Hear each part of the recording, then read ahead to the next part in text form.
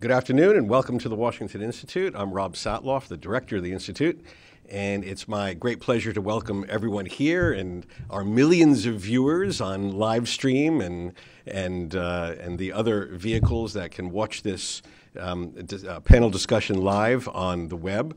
Thank you very much for joining us today. Just at the outset, if I can please ask everyone to turn your cell phones to mute. You are very welcome to tweet out today's discussion. I'm sure there'll be a lot of news-making comments that we have from today's discussion, but please no sounds or cell phones.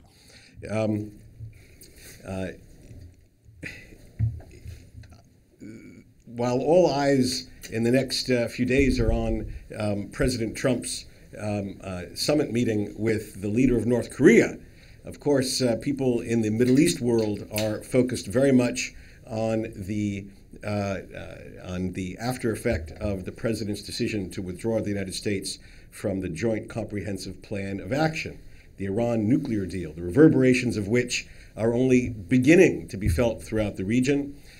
We just saw yesterday, I believe, the Supreme Leader, quite remarkably, the Supreme Leader uttering the word "swoo," in reference to the creation of an upgraded nuclear enrichment program in Iran and getting that program back online.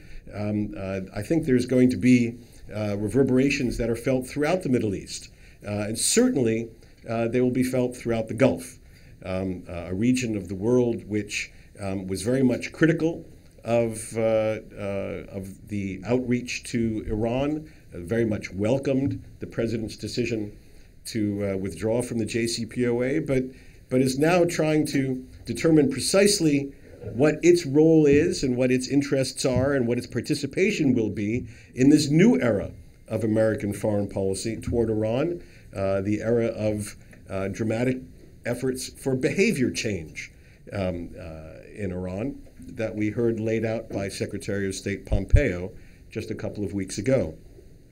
What role will these Gulf states play in this effort? What impact will the American withdrawal from the Iran nuclear deal have on more local issues, such as the war in Yemen? What impact will it have on intra-Gulf tensions? It is now a year into the Qatar dispute between Qatar and on the one hand and Saudi Arabia, United Arab Emirates, and others on the other hand. There's a lot of politics brewing in the Gulf, and I am really delighted that we have this outstanding pair of experts today to have a conversation about Gulf politics and the Gulf view on the Trump administration's new approach toward Iran in general, the Iran nuclear deal specifically. We really couldn't have a better informed and more experienced panel of experts, and it's a pleasure to welcome them here to the Washington Institute. First, I take great pride in introducing the Institute's Rosenblatt Distinguished Visiting Fellow, recently joined the Washington Institute. That's Ambassador Barbara A. Leaf. Barbara retired just a few weeks ago from the Foreign Service after a 30-plus year distinguished career. She was most recently the American ambassador in the United Arab Emirates. She has broad and extensive service throughout the Middle East, here in Washington and in postings in the field. I'm not going to go through all the capitals in which Barbara has served. Let's just say that if it was a trouble spot, she had 2 or 3 years of service in that place. We're really delighted here at the Institute to have Barbara as a colleague, and very happy that she's here with us today. Sitting with Barbara is Ali Shahabi. I'm very happy to welcome Ali as one of the as a leader of another very prominent Washington think tank, the Arabian Foundation. He's also a board member of the International Crisis Group, and he is the author of this book, The Saudi Kingdom, Between the Jihadi Hammer and the Iranian Anvil, which Ali informed me is banned in the Gulf. So I hope your Amazon sales will now be going through the roof as a result of that piece of information. I'm very happy that Ali is here today. I think that Barbara and Ali each bring quite unique perspectives on the topic of understanding Gulf politics and the dynamics among the Gulf states, even among our allies in the Gulf. I'm really looking forward to a fruitful conversation between the two of you. So Barbara, the floor is yours. Please take it away. Thank you very much, Rob. Well, Ali, let me just again thank you for agreeing to come today and be part of what I think will be a lively discussion based on what we've already had over the last week or so in terms of this issue. I want to start by framing our conversation with a couple of thoughts. So in May, we saw the Trump administration promulgate two bold and seemingly mutually reinforcing moves on Iran. As Rob noted, on May 8th, President Trump announced that he would withdraw the U.S. from the JCPOA, and in so doing announced that he would reimpose sweeping sanctions on Iran, and noted, as did other administration officials in the days that followed, that even close U.S. allies would come under the hammer in terms of secondary sanctions if they did not go along. Then on May 21st, we saw Secretary of State Mike Pompeo lay out what he called lines of effort to support the president's strategy on Iran. And he noted that the administration would not renegotiate the JCPOA, but rather would be open to negotiating a new, broader framework with Iran, but that it would hinge on 12 requirements. And those requirements, although they're pretty familiar complaints from previous administrations of Iranian behavior in the region and beyond, they were extraordinarily far-reaching as far as grounds for an agreement. Now, while much of the world deplored the decision for us to withdraw, of course, as Rob noted, we had exclamations of approval from some of our closest allies, Saudi Arabia, UAE, Bahrain, Israel, and Egypt. I would like to dive a bit deeper into two issues that I think have been left out of the debate, or rather are a bit subsumed by the focus on Europe, the focus on how Europe is going to react, and so forth. And that's what we'll talk about today, which is how does the Gulf fit into the effort to deal with the regional dimension of Iran's behavior. And related to that, I want to look back at a series of remarks that the president made in April that in which he expressed his hope and indeed his intent to bring U.S. troops out of Syria as soon as possible, saying that the U.S. had wasted billions of dollars in the Middle East and, in a sense, suggested that he would like to leave Syria and perhaps even the broader Middle East to, as he put it, other people to look after now. So if I could, with that opening, ask you if you could talk about your end of the Gulf and the perspective on the president's moves on Iran in May, and what are the hopes and expectations? Well, you know, the Gulf sees itself as in the front line of the Iran issue. There are two fundamental schools of thought when you approach the Iran issue. One, which was the Obama administration approach, which was that Iran is reformable.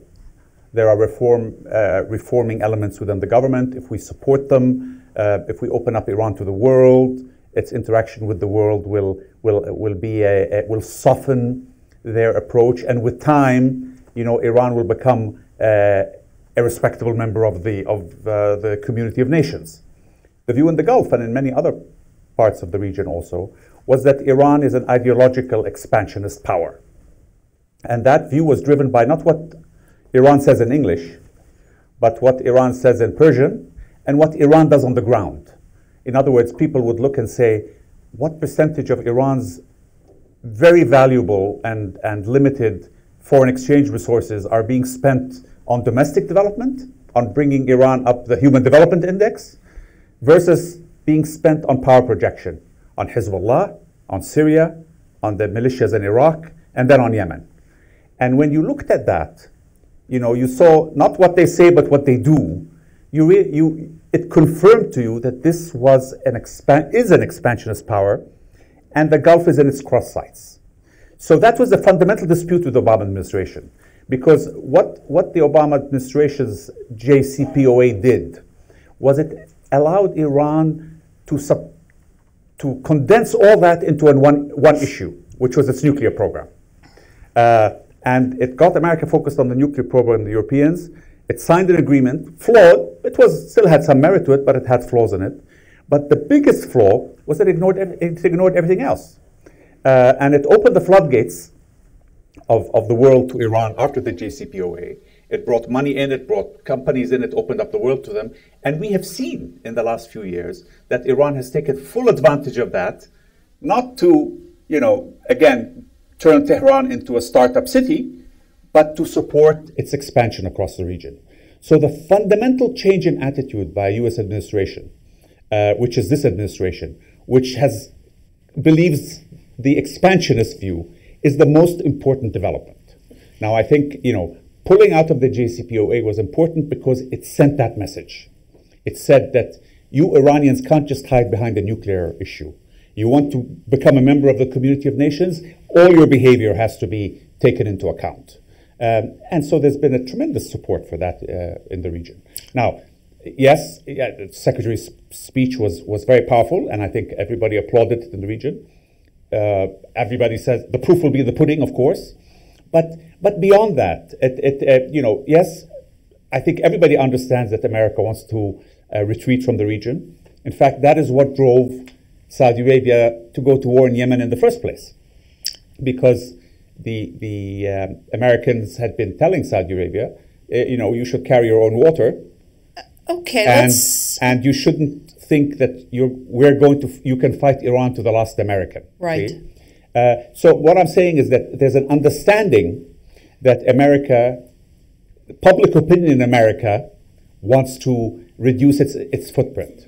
But I think the change in attitude by the U.S. administration, it's by itself will be a lot of help in reimposing sanctions on Iran, from an American side also, even if the Europeans don't cooperate, will tighten the noose around Iran a little more, particularly when Iran has economic problems and the Iranian people are in the streets demanding that their government worries about their interests and not about Bashar al-Assad's interests. So I found the way you framed things, this dichotomy, really interesting. And I want to come back to the first piece to apply a little bit of analysis to that. So let's set that aside. But let's take the issue of what, as you described it, which is an administration which has decided to roll up its sleeves and get after all these other dimensions, including the regional dimension of Iran's troubling behavior. I recall among the many gloating sets of remarks that Iranian officials have made about the region over the last couple of years. One in particular I recall a few years back really set people's head on fire in the Gulf. And it was in September 2014 when an Iranian MP, Ali Reza Zaghani, who's quite close to Supreme Leader Khamenei, essentially said, as the Houthis swept into the capital of Yemen, said, Iran now controls 4 Arab capitals, Beirut, Damascus, Baghdad, and Sana'a. So, what is it that the Gulf partners who are most enthusiastic about this change in the administration's posture, in Washington's posture, and not all of them are, we'll come back to that in a few minutes, what is it they expect of this administration in terms of liberating those 4 Arab capitals? I don't think that they have unreasonable expectations. Nobody expects America to deploy troops into any of these capitals. Mm-hmm. I think the attitude towards the war in Yemen has changed, mm-hmm. and that makes a difference. On the ground, Yemen is the front line today, as far as the Gulf countries are concerned, at least the coalition is concerned. And I think that a generally more positive, I don't see a huge amount of difference in the way that the Yemen conflict is being handled by this administration, but it's still a marginal improvement. And more could come, particularly there's progress on the ground in Yemen that might push the Houthis. If the coalition can take Hodeidah, which is the port which the Houthis smuggle, well, not smuggle, but they illegally tax most of the imports coming into Yemen. So it's their cash cow. If the coalition can take Hodeidah, it will deprive the Houthis of their biggest source of funding and may bring them to the table, because until today they have not wanted to come to the table. So a certain amount of increased support or understanding of the problem in Yemen. I think reintroducing sanctions is extremely important. And the Americans are looking at everything, including enablers of sanctions. I think we would encourage them to say from the region that it's not just sanctioning Qasem Soleimani and people in the Revolutionary Guards who don't have Swiss bank portfolios. But there are a lot of enablers in the region, Lebanese politicians, Iraqi politicians, other players that are much more vulnerable to that sort of pressure. And if the American government starts to signal that they will be sanctioned, then a whole support network for the Revolutionary Guard and for Iran will dry up. But let's go back to Yemen, because I think it's a very interesting place to start. And we could almost go country by country in terms of the main places that Iran has really, over a substantial period of time, deepened and expanded its presence, its influence, and so forth. In Yemen, as you say, a frontline issue and a coalition that has been struggling in this last 2 years to make headway on the battlefield.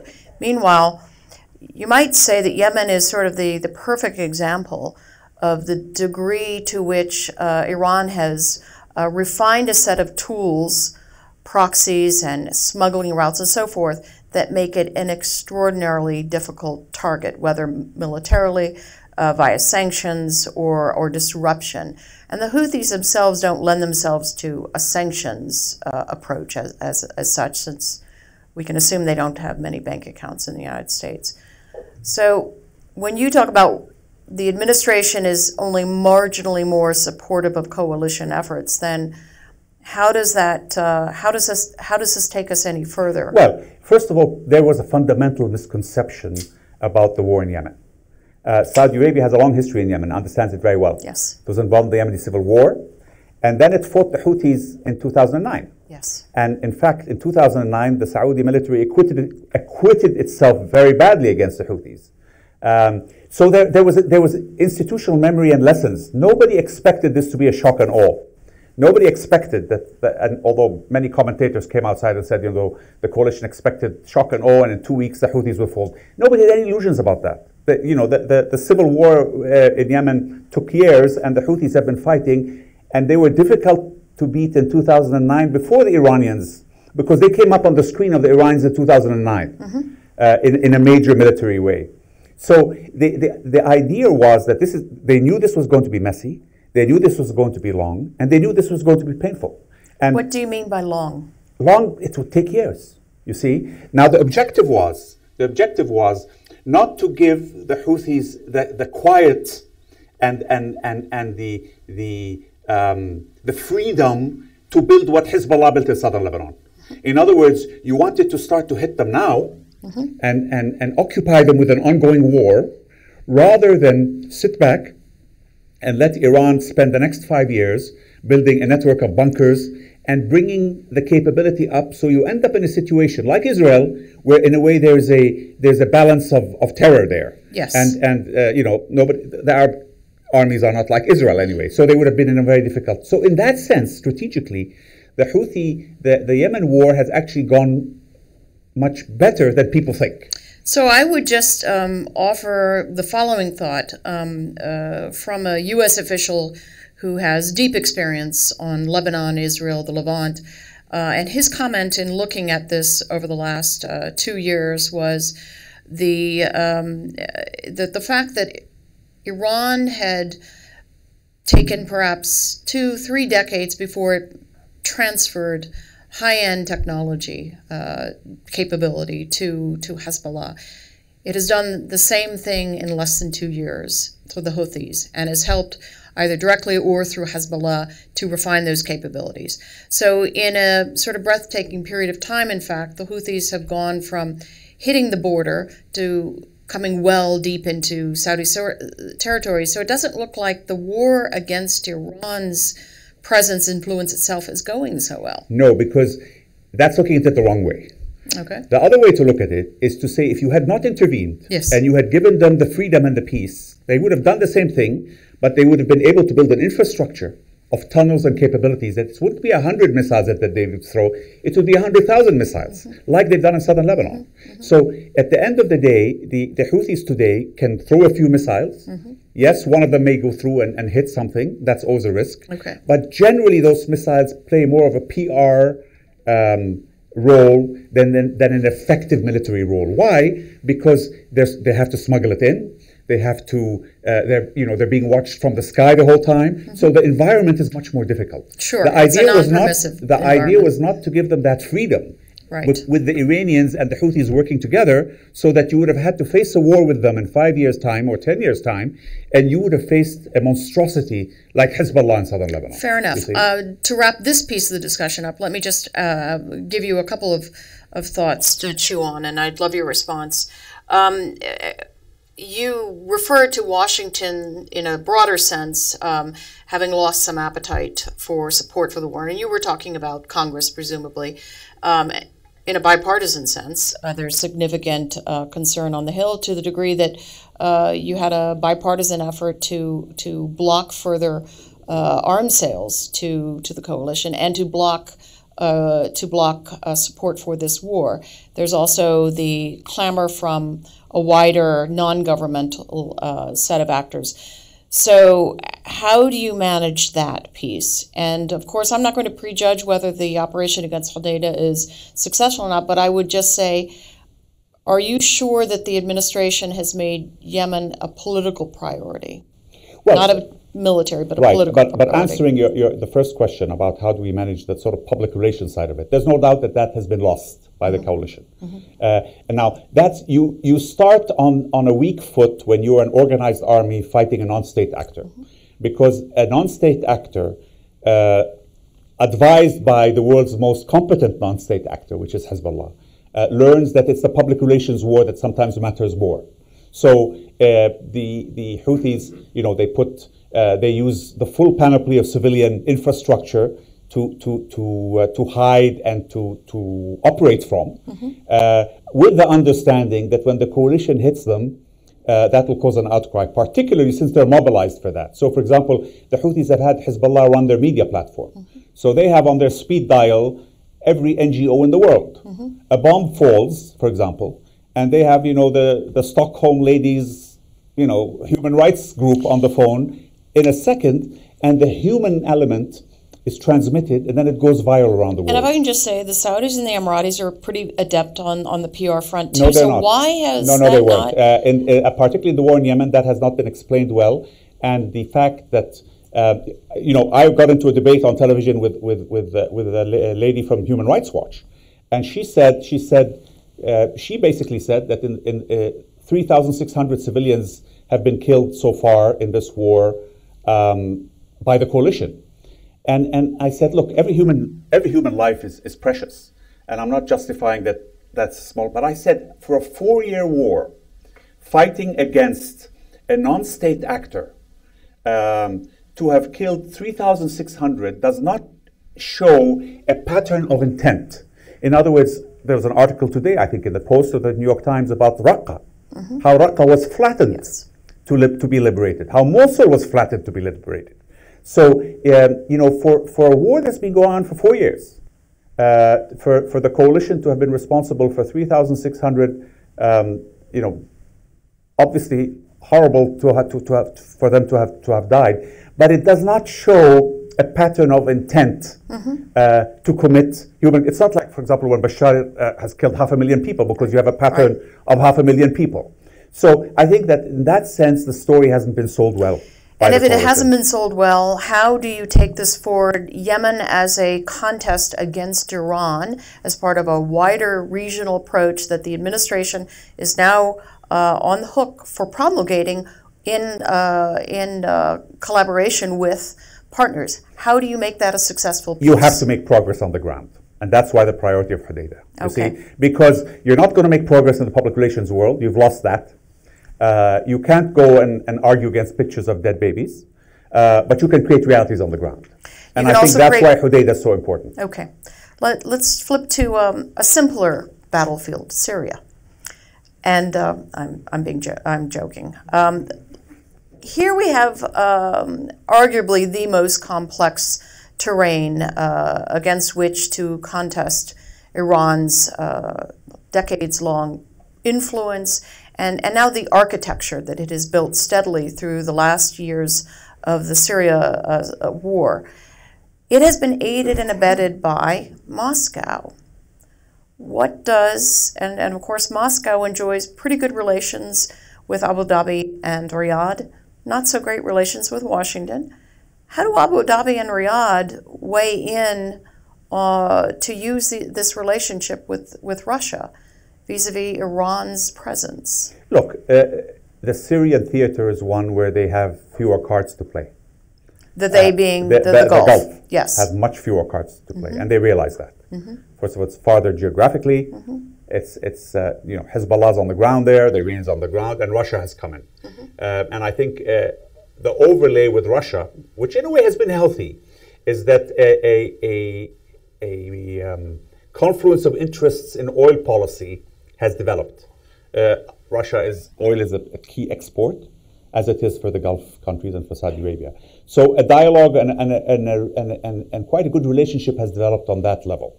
I think that means that the Russians will listen to a certain extent, but I think the Gulf states also know that Russia has its own interests in Syria and will not be able to be pushed out of Syria. So it limits their capacity to operate in Syria, basically. Well, what's the tool set then? Well, the tool set in Syria is supporting America. If America... I was afraid you would say that. Yeah. If America wants to get involved. In other words, the 2,000 or so special forces that are in Syria, they are there to train and to coordinate and to manage a force of sort of Free Syrian army, whatever the latest the SDF, branding. yes. Yes, whatever the latest branding is, of Sunnis and Kurds, which the idea was that they would deprive the Syrians and the Iranians of the oil fields and the breadbasket of Syria and a large amount of territory, which is happening. Now, if the Gulf was... Sorry, let me just make a point that the Gulf was playing a very strong supporting role. In other words, it was giving money to cover the budgets for this Saudi Arabia and the UAE. We're funding this force. We're funding infrastructure in those areas to improve the quality of life. But it had to be under American management because they cannot operate independently there, you see. Now, if the president says, I'm going to pull these people out, then I don't think the Gulf countries will be able to go in without America, you see. Well, so you raise some very interesting points, and let me see if we can tease them out a little bit more. They're in every battle for influence or battle to push back Iran's influence or its activities, etc. You are going to have an array of different tools, arguably. What I hear you proposing is that they are largely military. What I hear you saying is that the toolkit is largely military in Syria, and it's largely for the U.S. So going back to the president's comments in April, and in some fashion he backed off a bit on it, but it's still hanging out there, this notion that there's a deadline looming. Yes. Purely military. Yes. Because the sanctions, if applied correctly to the enablers of Hezbollah and Iran in Lebanon, and the ones in the Syrian expatriate community who are working to help, can make a huge difference. So it's primarily military, but still sanctions can make a big difference. But you seem still to discount the possibility that Saudi Arabia and the UAE can exercise any real influence on Moscow. I've taken note of the same issues that you have in terms of this emerging oil policy, this sort of all but formalization of Russia's role with OPEC, and the strategic partnership that was announced by UAE last week when the Crown Prince of Abu Dhabi was in Moscow, and other such indicators. That's seemingly political influence that your government and UAE could wield. But yes, sure, but one will have to see. I mean, at the end of the day, Russia is a superpower, and they see things from a different perspective. Obviously, they look at their global prestige and their global status.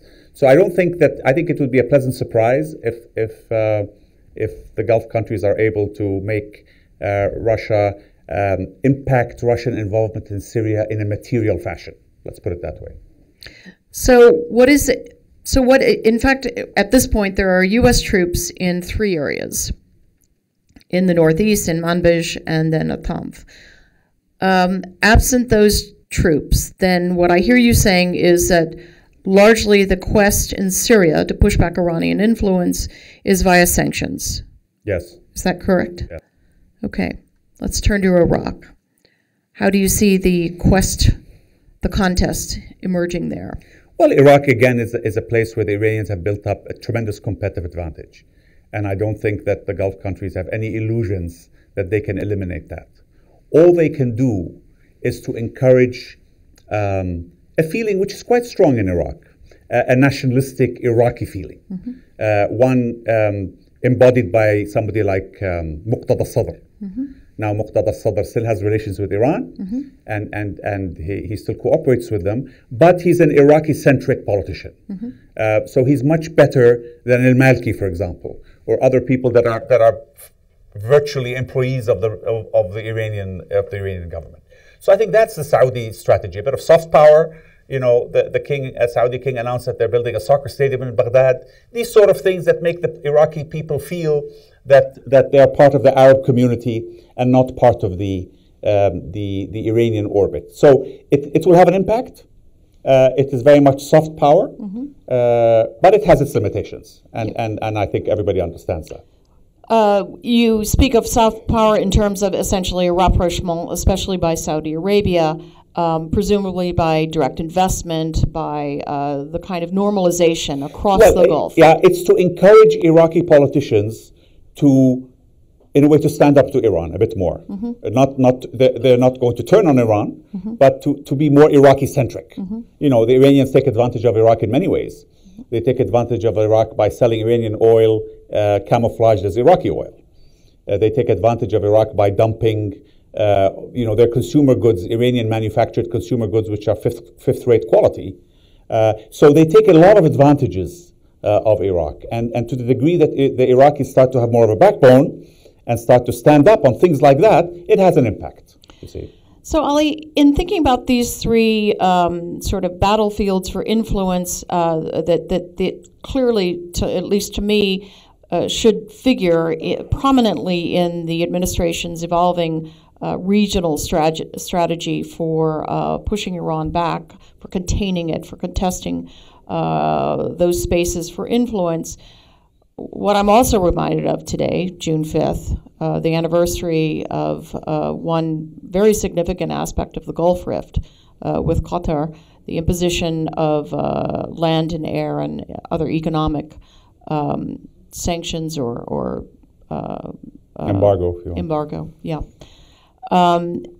How does the administration work with its partners when, on one level, there was palpably a real variation of enthusiasm in the week that the president made his announcement about the JCPOA, ranging from great enthusiasm on one side with the 3 Gulf states, and then varying elements of sort of a lack of enthusiasm or even a hint of disapproval on the part of Muscat, but at least we can say not enthusiasm.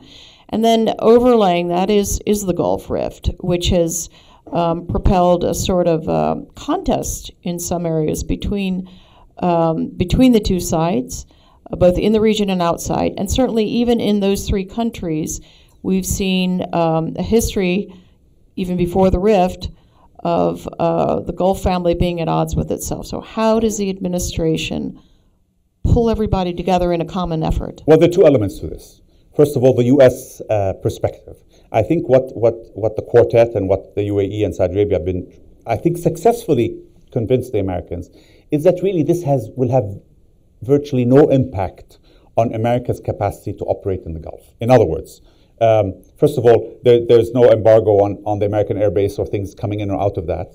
And then the Qataris have still been invited to anything military where America is involved in it. So beyond that, Qatar's role has been negligible, really.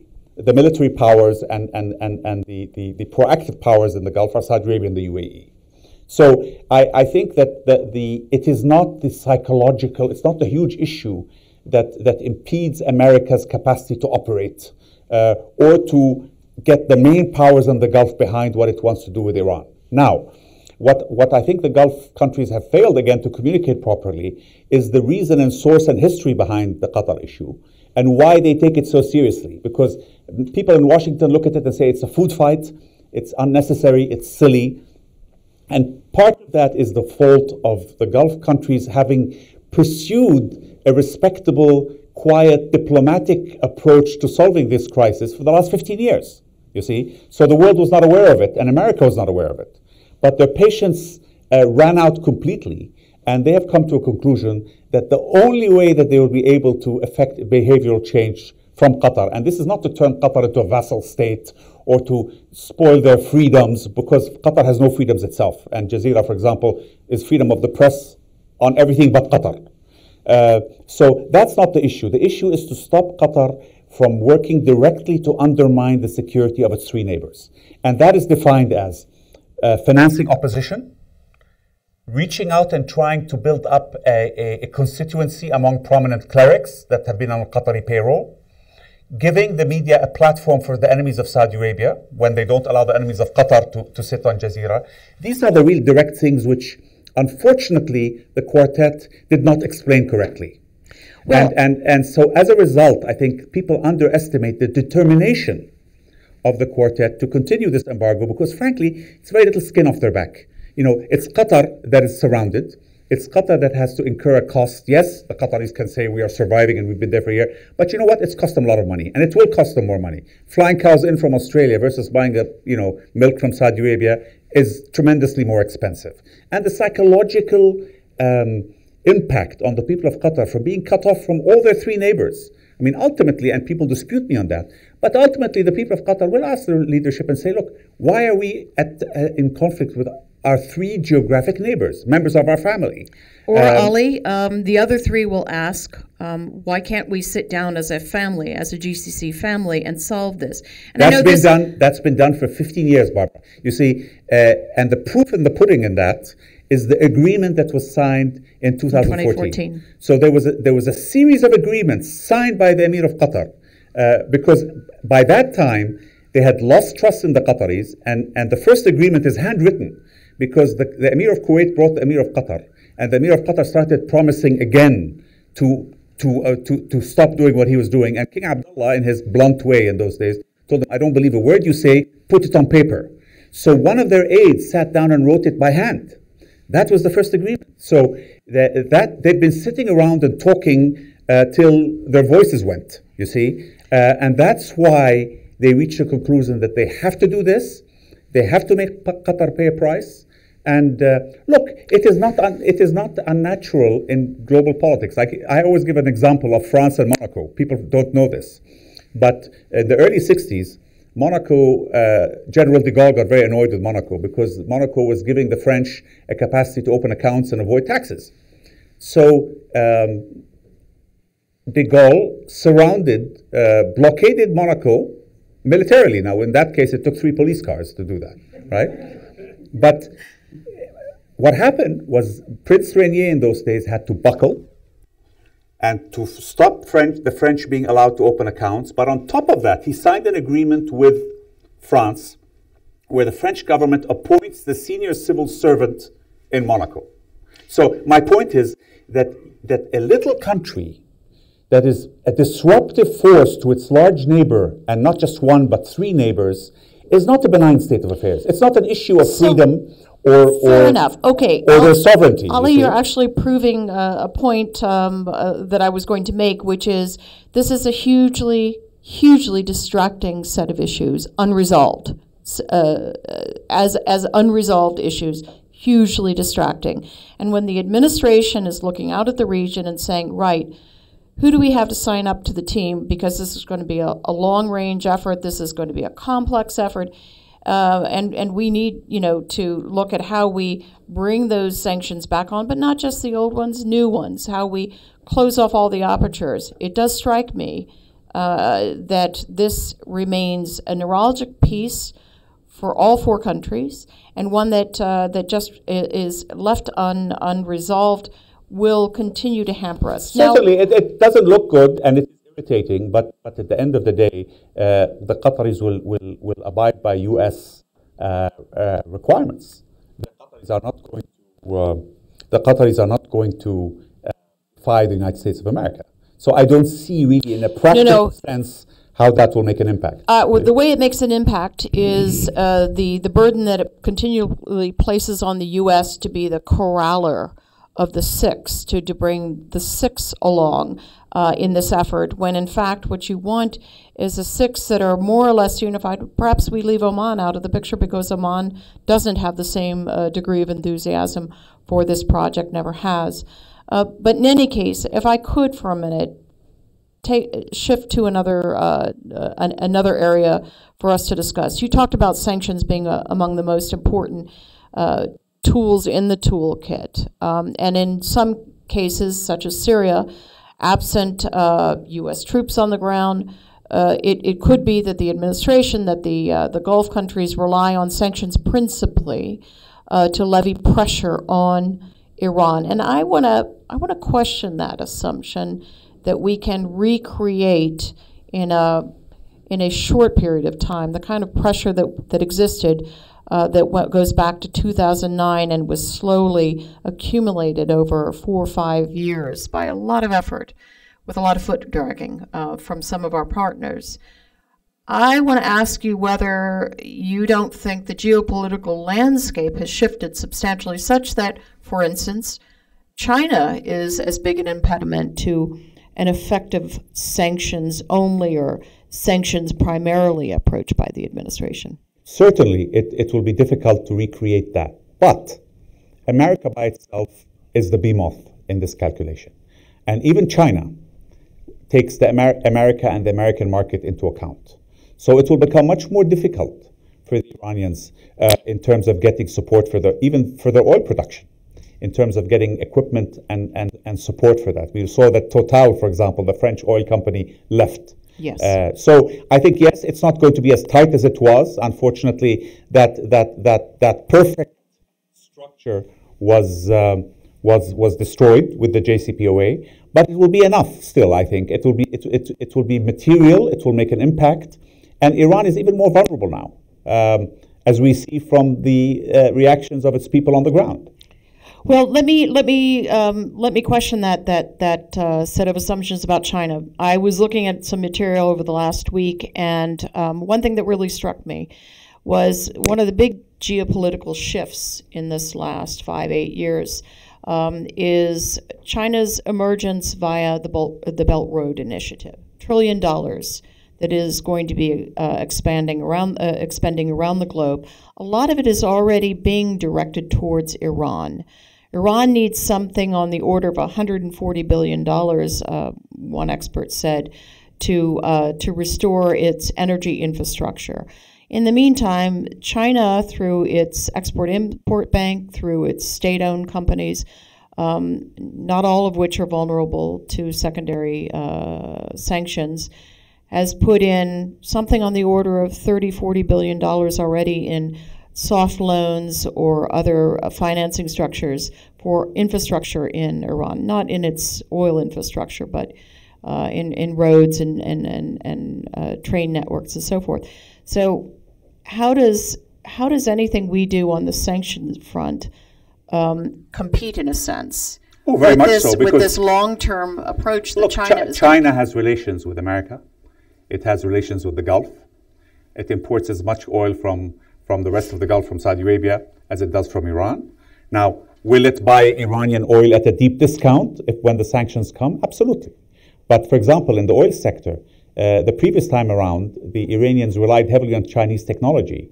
And I was just talking by coincidence yesterday to an expert in the oil industry, and he said, you'd be surprised that so many parts that they bought from the Chinese were faulty and broke and destroyed a lot of their oil fields. So what the Iranians have been doing is cannibalizing some oil fields for spare parts. So China, it sounds good, but it still will play a more limited role because it has interests everywhere else, and it cannot offer what Iran needs. It's not going to come in and alienate everybody else to become the savior. It will maintain a relationship. It will buy deeply discounted oil. It will take advantage of the Iranians to buy oil, but Iran will suffer, and Iran will pay a price. And I think that's much better than having Iran not suffer for the behavior, and not only that, but have access to funds to be able to continue to fund its expansion across the region, which is what we saw. Since the JCPOA has been signed, Hezbollah has gotten more funding, the Syrians have gotten more funding, Yemen has gotten more funding. So anything you do which reduces their financial strength will directly impact their capacity to project power. Fair enough, but monies are fungible, and this was my point about China's Belt Road Initiative and its ongoing investment in Iran and in other non-oil sectors that allows the regime to it offsets some of the burden that it has for public spending. And I think, more to the larger point, Russia and China as outliers to Washington's decision on the JCPOA, and given the near peer competitive perspective that Russia has and the peer competitive perspective that Beijing has, I wonder how we put the team back together again. Look at the practical example. I think Lukoil also left Iran, the Russian oil company.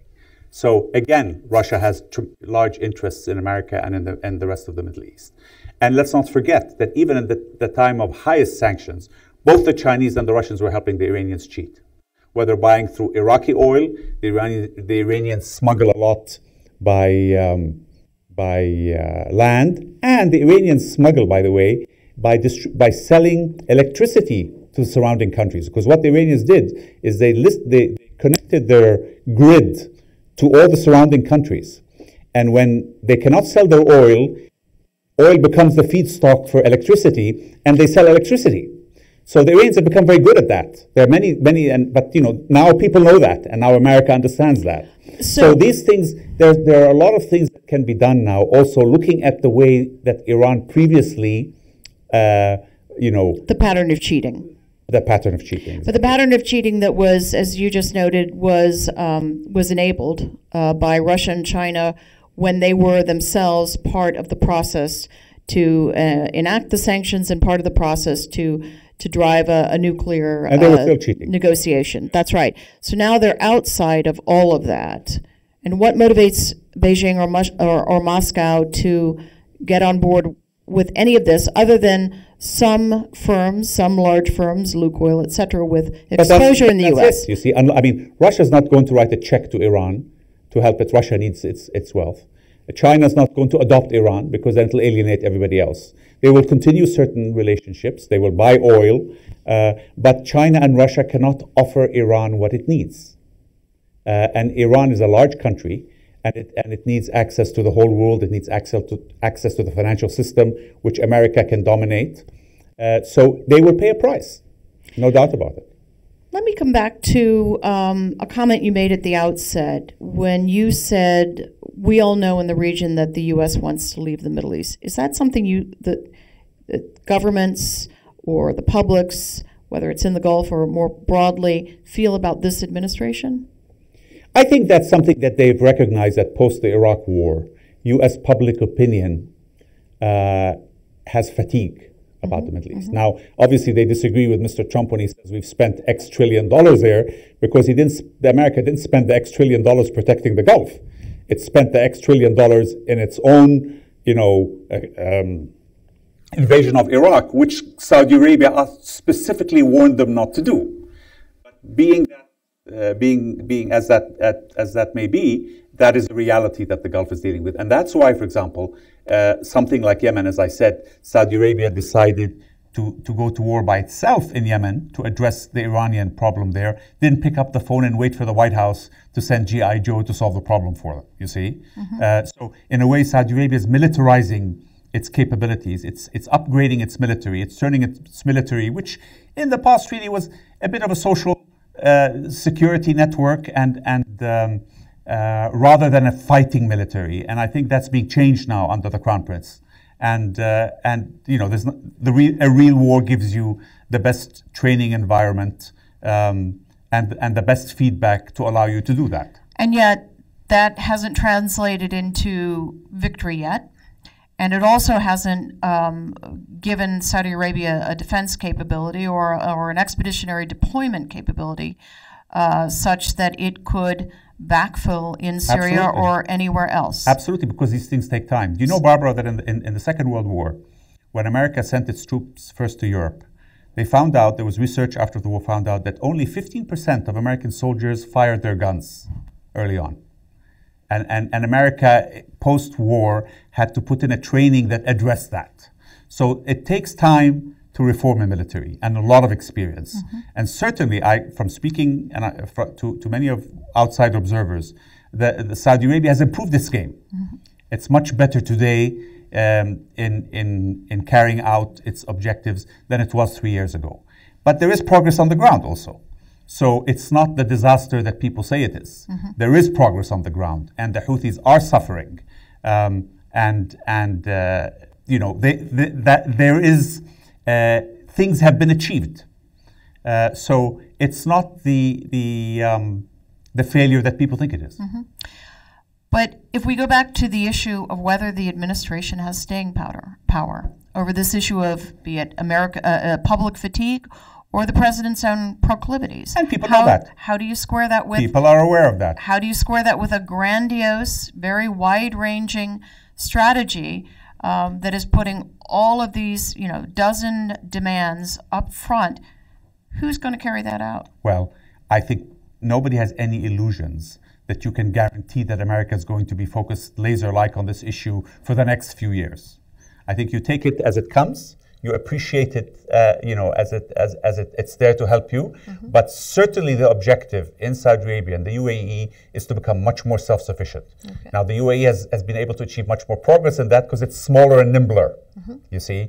The UAE can do something like hire an Australian to run their special forces, something that Saudi Arabia can't do. Or they can deploy in 6 and 7 countries. And they can deploy in 6, 7 countries. So they have actually been much more successful in making their nimble army very effective. Saudi Arabia is a super tanker. It has to move more slowly. But that is the objective. So I think there is no illusion that these countries, Pax Americana, there's a risk that that umbrella might be gradually withdrawn. Okay. I'm going to stop here, and I'm going to turn to our audience and give them an opportunity to ask us some questions. David. Thank you. I wanted to focus on Syria and confront Iran in Syria and ask what you think about all these rumors flying around lately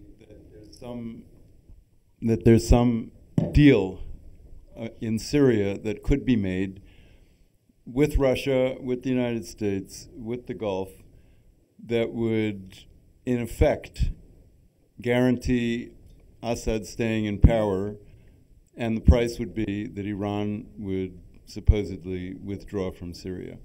Does this sound like a realistic, desirable, or...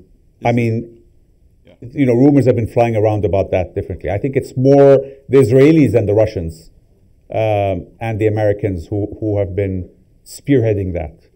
And I think the Gulf countries have been just observing rather than being actively involved. So we'll have to see. But I don't think the Iranians are going to pull out in any major way. They may pretend to pull out.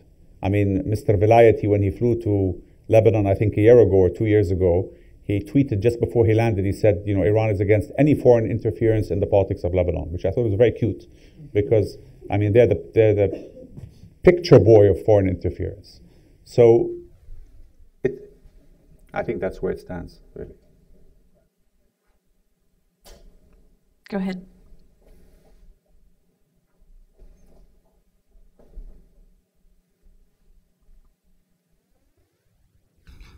Thank you. Thank you. It's a Russian embassy. Arthur Lukmanov, senior counselor. You brought that example with the World War and the U.S. taking part. When it was the Cold War, we had a saying in the Soviet Union that the U.S. Is ready to fight the Soviet Union till the last German. Well, getting back to the Gulf issue, you managed it very well in presenting the picture of demonizing Iran in all of these three theaters. Do you see the way to present a recommendation how to deal with Iran?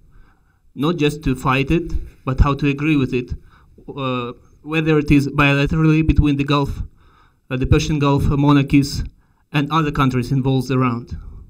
Let me give you a Russian analogy to that.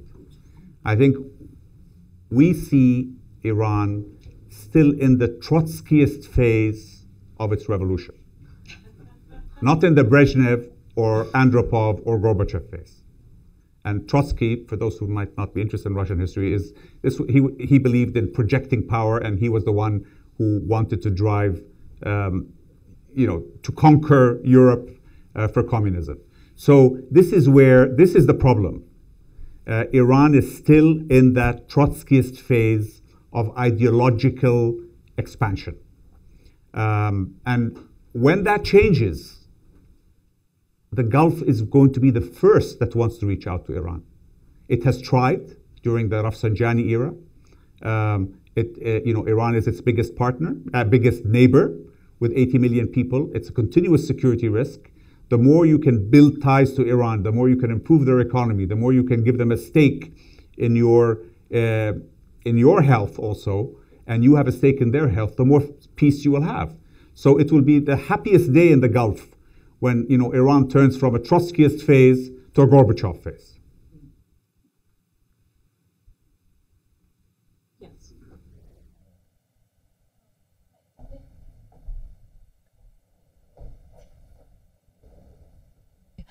Barbara, I have a question from you because I wanted to know the UAE perspective on this. I just wanted to know when the Saudis took the head of Lebanon's, Lebanon's sovereign government in as hostage, and then the French had to intervene, and you just know what the French president just said recently about that period.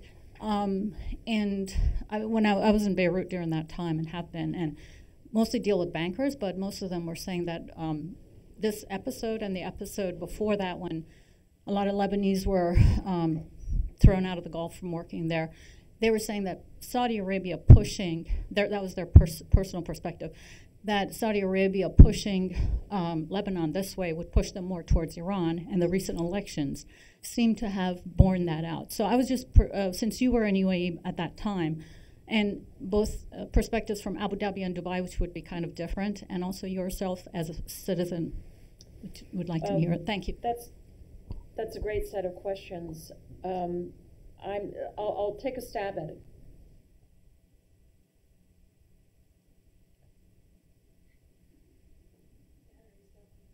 I'm cursed.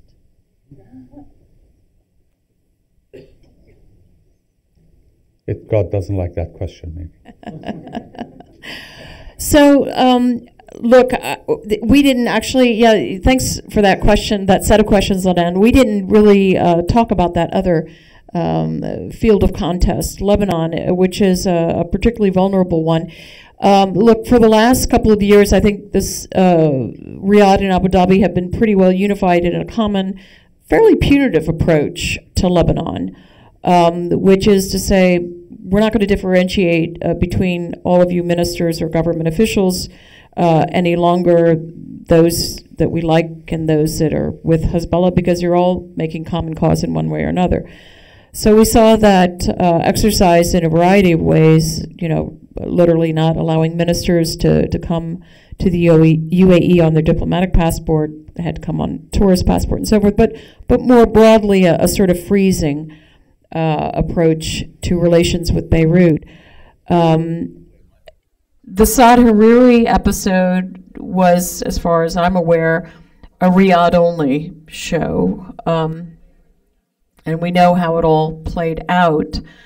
I think there's still a division of opinion between our Gulf partners and Washington as to what the most effective way is to treat that particular space in which Iran via Hezbollah is so dominating a force, and the question of whether we continue to provide funding, for instance, to the Lebanese armed forces is a point of dispute. I think the administration is wrestling with that itself. Ali, I'd love to hear your thoughts on this. I think, I'd agree with that. Certainly, the issue is with Iran having captured the Lebanese state, and with the Lebanese politicians having become enablers. A Sunni prime minister, a Christian president, they come to Washington, they go to Congress, and they argue for sanctions not to be imposed because it will destabilize Lebanon. And that allows Iran from behind the scenes to really benefit from a state that is respected in the international community, its banking system, its political relations. And that will have to stop one way or another. And at the end of the day, the Gulf has always been supportive of Lebanon. There are hundreds of thousands of Lebanese who work at the Gulf. Economic relations have kept Lebanon afloat, but patience was running thin, particularly with Prime Minister Hariri when he cut his deal with Hezbollah effectively. So I think this issue of enabling, you don't sanction Lebanon, but you can sanction individuals, because some of the biggest Lebanese politicians are all very well fed and all have nice big accounts abroad, and you can sanction some of them if they pursue a policy of enabling Iran and Hezbollah. Yeah, and I would just add your comments. Recall a discussion I had earlier this week with one of our most astute experts on sanctions, Kate Bauer. And as we have often said in the U.S. government, sanctions are a tool, they're not a strategy. And sometimes they get confused for that, so that when people talk about a strategy vis-a-vis Lebanon, it's, well, let's do sanctions. And they are a blunt instrument. They can be a very fine instrument, as you say, with individuals that you feel are most deserving of our attention because they are enabling. But in a generalized sense, they are limited in impact as an approach to a country. And I think that's why one talks about individuals and not the country. Yeah. Yes.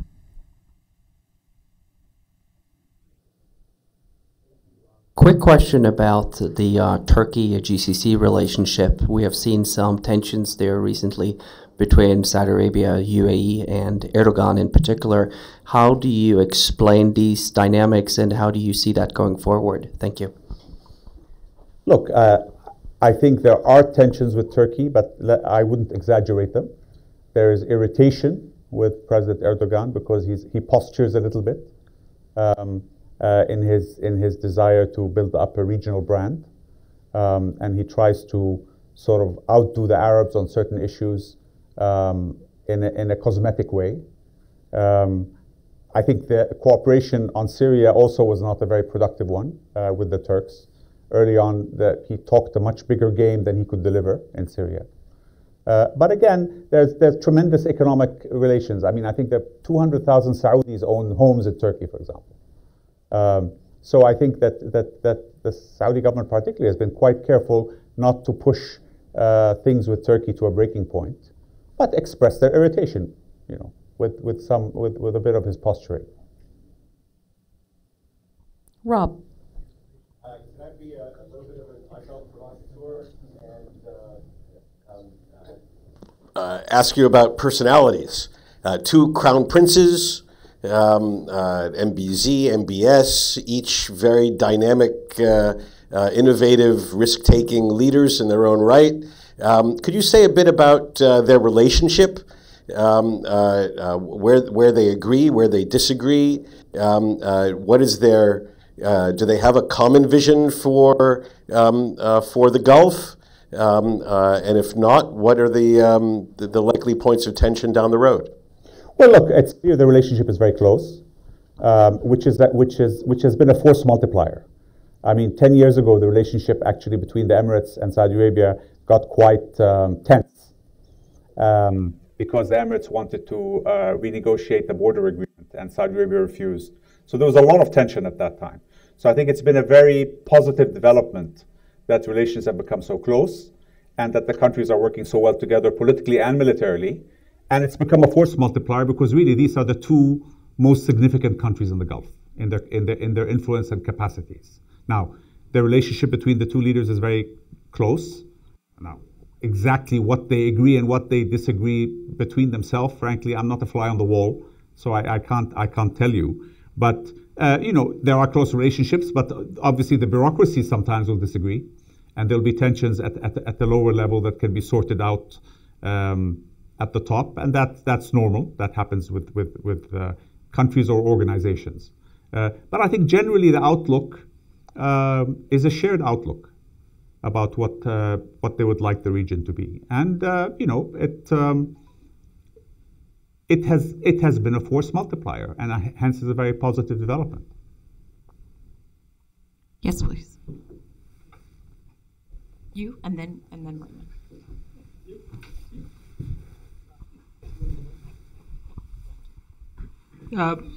There are assessments out there where they say Iraq is undergoing Hezbollahization of what was happening in Lebanon.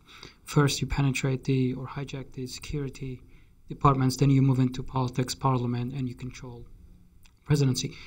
Do you agree with this assessment? If yes, how do you reverse it? It's a big risk. And the Hashd al-Sha'bi, for example, and certain key players, whether it's Mr. Malki, whether it's Hadi al-Amri, whether it's a few other characters, are frankly, there's no other word to say but agents of Iran. So you can't reverse it. The question is tempering it. And the question is using Iraqi public opinion to develop their sense of nationalism, sense of Iraqi nationalism, so that because ultimately there are two fault lines. There's the Sunni Shia fault line and there's the Arab-Persian fault line. Unfortunately, because of the sectarian environment that took place in the last 30 years since the Iranian Revolution, the Iranians have very successfully been able to play on the Sunni Shia fault line. And now countries like Saudi Arabia will want to try and play on the Arab-Persian fault line. And by encouraging Iraqi nationalism, you can temper it. But I don't think anybody has any illusions that you can reverse it. Yes, Raymond. Ray Tanter, the American Committee on Human Rights and the Iran Policy Committee. Even though President Obama and President Trump both indicated willingness to withdraw from the Middle East, it seems as if there is a possibility that regime change in Iran is an unofficial policy of the U.S. government. And I've written a couple of pieces in the National Interest and Foreign Policy, a couple of other places, Newsmax, on will revolution occur in Iran in 2019.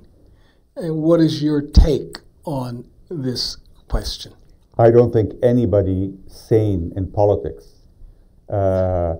thinks that they can affect regime change in another country, short of total invasion. So I think if a regime change took place in Iran and a more civilized, quote-unquote, government came, that would be a very positive and welcome development. But I don't think that anybody has any illusions that you can make that happen, and certainly not, I would think, in 2019. Very quickly, Freddie Clay wrote a book called Every War Must End, and he told me before he died that every dictatorship, authoritarian regime must fall because it lacks They lack popular support.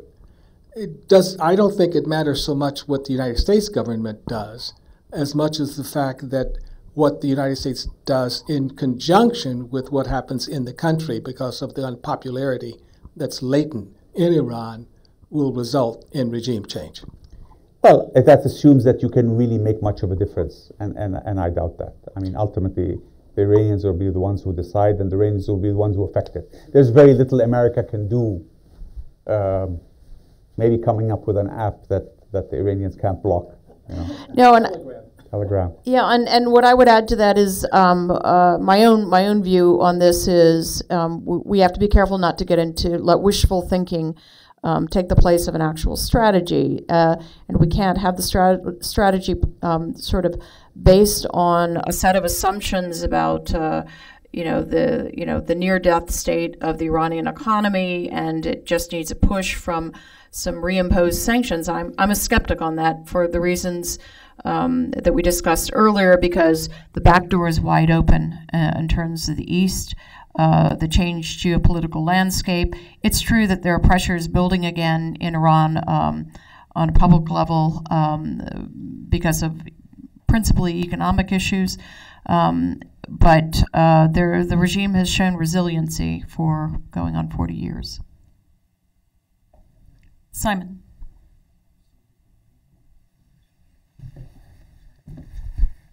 Thank you. Simon Henderson, the Washington Institute. A question which could apply to you both, which is to what extent should we weigh domestic public opinion, both in Saudi Arabia and the UAE, on some of the issues that we've been discussing today? Iran is an obvious one. Do ordinary Saudis, ordinary Emiratis care about Iran as much as their leadership does, or in the same way? And parallel to this, but a separate issue, is the Qatar rift. One of the big concerns in Qatar is a social dynamic, which is that the families which have cross-border marriages have been split off, and it's a hell of a 8-hour journey via Kuwait or Oman to go and visit each other. But that plays the other way as well. Is it also a concern to Saudi Emirati families who have relatives in Qatar who they want to see? On the issue of public opinion, and I'll go out on a bit of a limb here and talk sort of across the Gulf a bit, but I really defer to Ali to talk about Saudi public opinion. Look, I think the thing that struck me in my time in Abu Dhabi was that public opinion about Iran became reshaped around the issue of Yemen. And the leadership put that forthrightly as one of the two principal reasons it had engaged on a difficult, costly war. And the first one that the UAE had stepped out from under the sort of protecting wing of the U.S. or an international coalition. So a risky move, but one that the leadership framed as motivated by two national security issues, existential ones, which is Iran attempting to create a proxy through the Houthis on the Arabian Peninsula for the first time, and the issue of great ungoverned spaces becoming greater through the instability that followed the Houthi takeover of the country, which would allow proliferation of Al-Qaeda and ISIS and so forth. So that framing of the Yemen conflict around Iran, frankly, nips in the bud whatever dissenting or, I think, disquieting views there might otherwise be about how Washington is looking at Iran and so on. Obviously, there are long trading, cultural, and people-to-people ties between UAE and Iran, as there are between, to an even greater degree, with Oman and certainly with Kuwait and Bahrain and so forth. Public opinion, of course. I'm 3 for 3.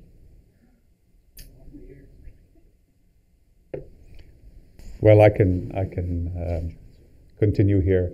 Look, clearly, I mean, the Gulf governments are not subject to public opinion in a way that elected governments are, but they're very sensitive to public opinion. The New York Times had a sort of sensational article a couple of days ago that said that Saudi Arabia has been using, consulting firms to analyze public opinion, to help it analyze public opinion through focus groups and everything else. And I responded on Twitter saying, so does every other American politician or Western politician. So the Saudi government, watches its public opinion very carefully. It mines its social media to gauge public opinion. So it is affected by it. Now, I think the issue of an Iranian threat is something that there seems to be really very little dissent about that. Even members of the Saudi opposition don't dispute that. Seeing Iran, seeing the Yemen war in that context, for example, you've seen very little, if any, dissent on the Yemen war issue.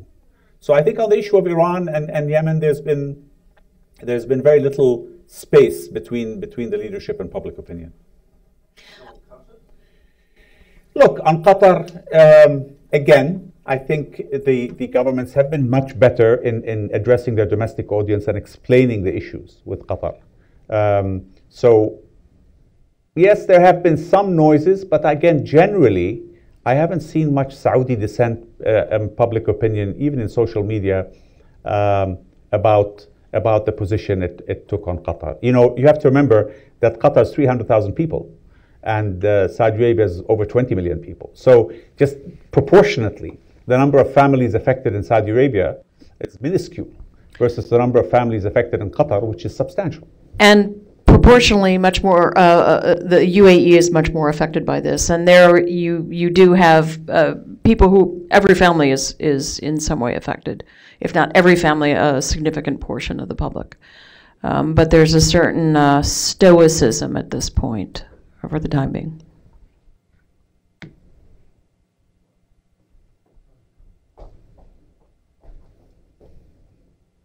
Hi, Mark Ginsburg. Two-part question.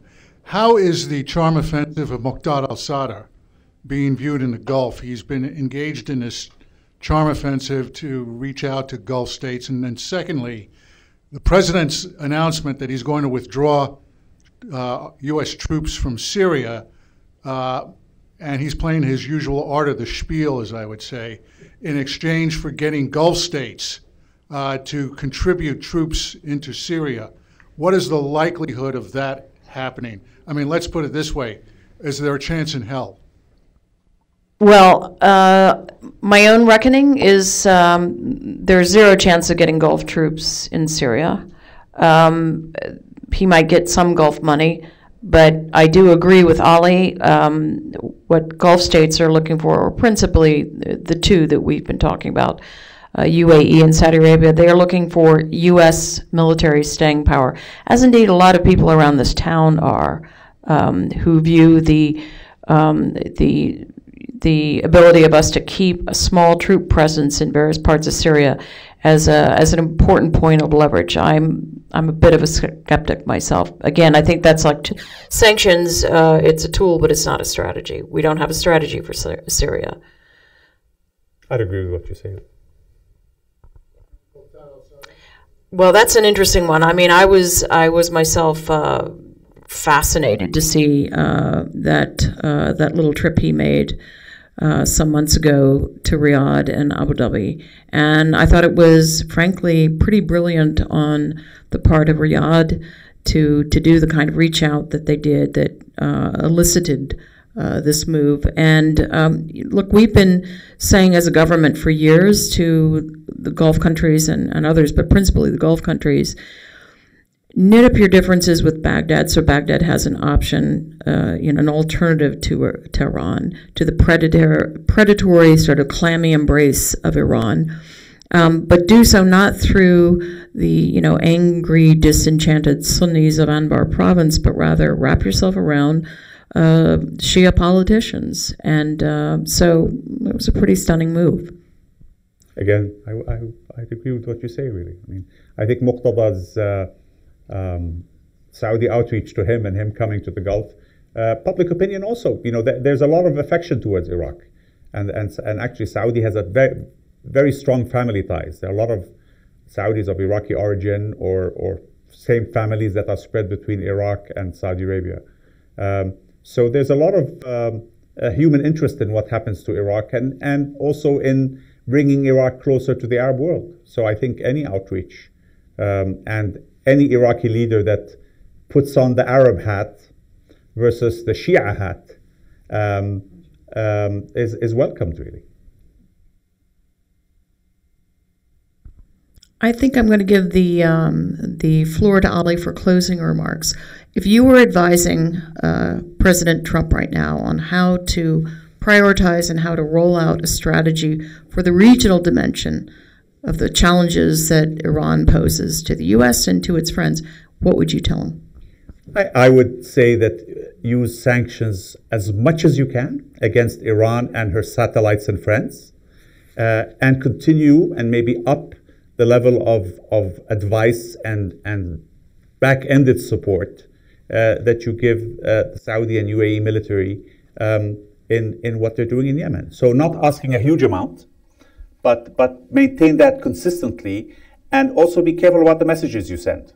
Because I think the tweet that came out where he said that they're going to withdraw from Syria, it was very damaging. It's even damaging to your allies on the ground in Syria, because if you're a Syrian militia on the American, Saudi, Emirati side, and you read that tweet, you're going to pick up the phone and call Qasem Soleimani the next morning, you see.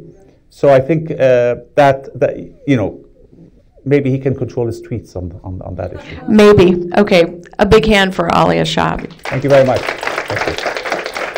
Thank you.